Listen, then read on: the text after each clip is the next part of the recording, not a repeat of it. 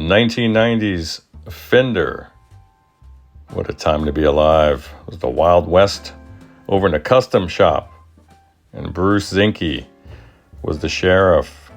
Let's take a peek at this lovely Vibro-King. Kind of a controversial amp for some. Kind of cool for others. I'm in the others camp. And I'm quite surprised it took Fender that long to put something like this together. Spoiler alert, nothing major wrong with it. A couple quirky little decisions were made with respect to design.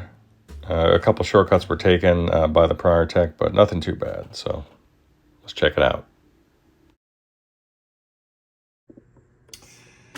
All right, Cal, it was nice meeting you. I do appreciate you taking time out of your busy life and coming on down to Orange County to deliver your 3 babies over to the shop. I really do appreciate it. I know I had you kind of go home and do a little bit of homework about the goals for these 3 projects. I figure I might as well start on the Vibro-King with a light assessment. So we just want to capture an as-is condition for right now. And spoiler alert, I did play around with it. And wow, what a great reverb and vibe circuit that this amp has on board. It's ridiculous. It's beautiful. There's not only an abundance of available dwell and intensity with those 2 effects, there's also an abundance of 60 or rather 120 hertz hum in the background. I think I captured it with not my a formal one of my tools investigation of that particular frequency, but just something visual for you guys for the moment. I think we're at like 24 decibels. It's enough to be audible. It's not really intrusive, but it's there. And I'll tell you that I did a cursory look round back, and the tubes from the preamp, the reverb circuit, which is on the front end of this amp, sort of as though Fender said, hey, people typically put the reverb, the standalone units up on top and then run it into the input. That's kind of what they did here. They put it behind the first gain stage, and then everything else follows after that. There's a 6v6 drive in that circuit. The earlier ones had an EL84 that had some issues. So they had worked those out by the time the second, or rather the first revision, which is what this is, came out. So I'll say that the only thing that I noticed that was obvious, and again, this is not quantitative by any stretch, it's a quick initial assessment, is that one of the power tubes, one of the 6L6s, is a little mechanically noisy. There's a bit of microphonics there, so maybe that's resulting in this particular frequency that we're hearing right now. Or maybe it's maybe some of the filter caps are going. Maybe it's lead dress. I heard it's kind of hit or miss with these on the interior of the chassis, but we'll find out. But I can tell you one thing, this thing sounds great. So let's just see if we can get a sense for the effects that are available. And I'll bring that subsonic. I have everything about 80% over here reverb wise. I'll bring this guy up. This amp can get pretty loud. Let's just check out the reverb drive. Pretty amazing. Wow.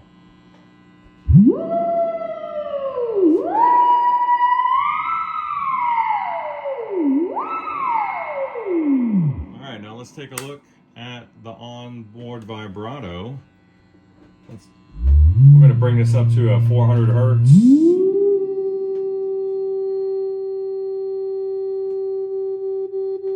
Wow. I'd probably want to slow down the lowest rate a little bit. It tracks really nicely. Nice. Let's hit it.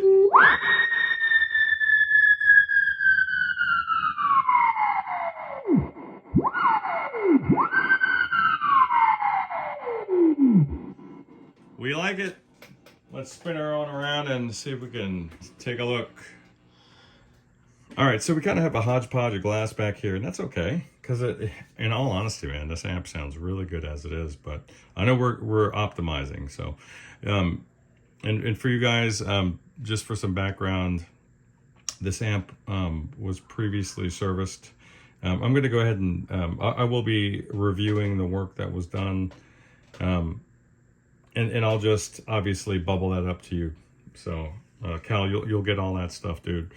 Now, I'll tell you this, that 120 is audible even without the standby on, and we're going to assume that the standby switch is going to break the connection on the rail between the reservoir cap and, say, the choke, right? So what does that mean? That means maybe the hum is coming from the reservoir cap, because that's still directly coupled to the output transformer. So we're getting our plate feed off of that. So that's just where my mind is right now. So you guys stand by really quick. All right, guys, I'm back. Sorry about that interruption. I'm losing daylight. I'm probably going to get as far as maybe taking the chassis out of the cab. So again, my suspicion is that with respect to the source of the hum, could it be heater related? No, it's not heater related, because heater stuff would be pre-rectifier, making it 60 hertz and not 120. And so I would say, assessment wise, we're kind of stuck here until we get this chassis out. And again, I'm really curious to see what kind of work that other tech did. So you guys stand by. Can we just take a moment and marvel at the core of this power transformer? Look at that. Good Lord. And I'm going to treat you guys to some unnatural lighting. Time is not on my side. So we're just taking a peek. We're not doing any work today. We're just going to satisfy our curiosity. We want to see. I did take a peek inside the chassis. There are definitely some caps that I'm going to want to change. Some electrolytics, that is.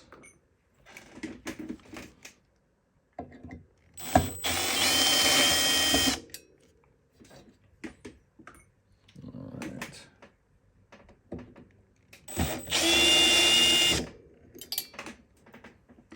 Great.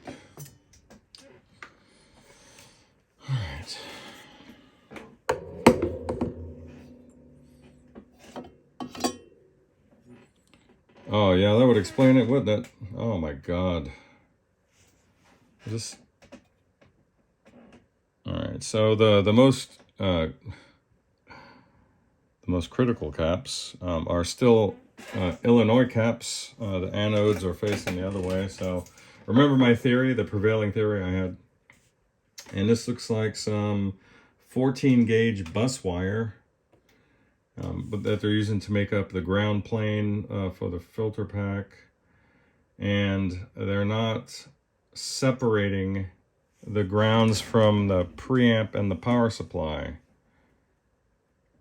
So that's already kind of this could be the issue more than the lousy Illinois caps. Let's get her around here. So okay, so yeah, I have to, one of them is bulging. Okay. And then the other one, here, let me get you in there. Hang on. All right, so pardon the angle. You see this guy? This guy is not bulging yet, and there's nothing ejecting out of the vent, but there has been some of the material that's been is needless to say distressed. Do you see how this is actually residue of the electrolyte that's inside? This thing needs to come out. It's been venting. So what happens is throughout the years, as more and more material vents out, it begins to harden, and then it starts to collect there, and it gets pushed out, and then it resolidifies over and over again, and then you start getting that nasty broccoli look that you'll see on a lot of the 70s and 80s Fenders. And as it is, you're already at a disadvantage with these Illinois caps here, but these F&Ts are good. So yeah, I'm going to recommend that we change these guys, and then we'll reassess the hum situation. And I can tell you this, doesn't make sense to break that ground plane and get the preamp off of the same ground bus that the reservoir and the screen supplies on and all that stuff. It likely does, but I'll tell you that if this I would say partial cap job here does the trick, that and then the tube change, and I'm looking at these Mesa 6L6s. These guys look a little mechanically worn, to say the least. They've been through hell. These guys look like they've been through it. If that brings it down, even if it cuts the decibels down in half, I would be happy just to leave things as they are. I mean, we'll assess ripples and all that stuff, and it wouldn't be hard to run another ground, but it's probably not necessary once we have a healthy pair of 6L6 output tubes and address again this part of the cap job. So let me see if I can flip her over. And due to the size of this massive Ampeg sized power transformer, due to the size of that guy, I'm not going to be able to chuck her up in my chassis stand, because it'll just it'll interfere with the lower frame of it, and it's just going to basically perch on the lower frame, and it's not going to have any stability whatsoever. So I'll come up with a solution for that. Bye.